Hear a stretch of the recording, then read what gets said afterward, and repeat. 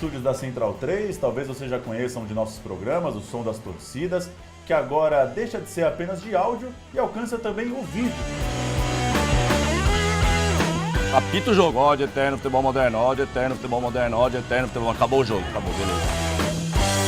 Por isso tem até música que não é música, né? É mantra, é oração.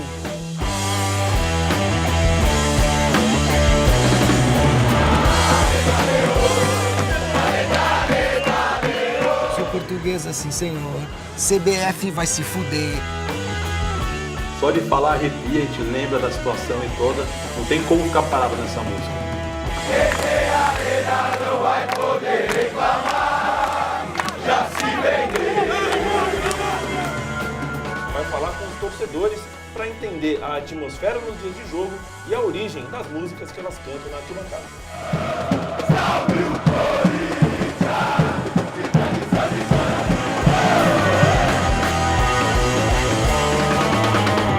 Salve o tricolor paulista, amado clube brasileiro.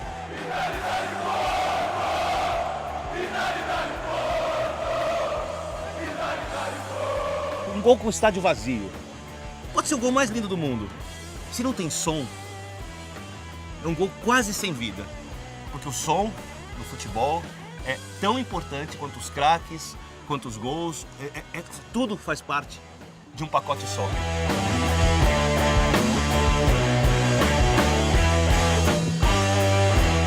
Então vamos embora, primeira temporada do Som das Torcidas aqui na cidade de São Paulo.